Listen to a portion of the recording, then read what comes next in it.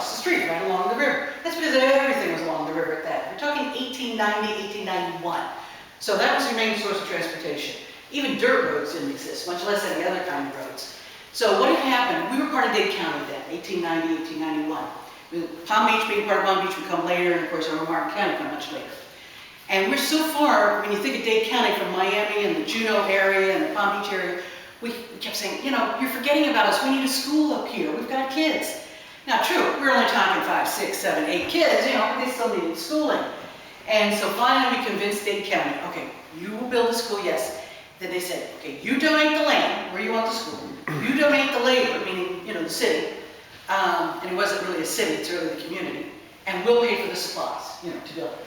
So we got the Stidman family to donate the lot across the street. We got workmen, all volunteers to build this.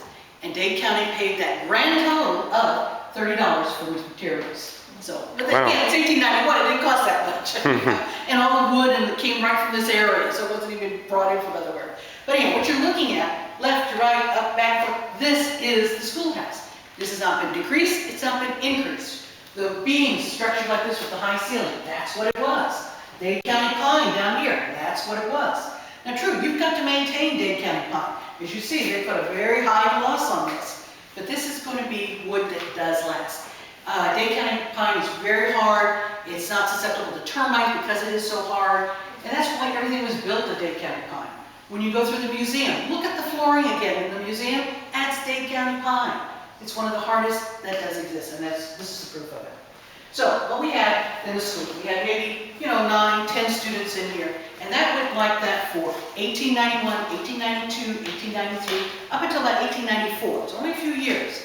And by then we had more kids interested in coming to school. It wasn't just, that's all our population. You now had some that really said, I want to go to school, or mom and dad were making go, one or the other. But it was starting to outgrow its bounds for even this one school room. So then the community got permission and built another one a couple blocks over, about twice the size. Well, now you have this building available. Well, this building had several purposes. It was also used as a community church during the same time, 1891 to 1894. In fact, the very first formal wedding held right here. It was Morris Johns, who was a pineapple grower, and Augusta May Parks of the Parks General Store family. And they were married here.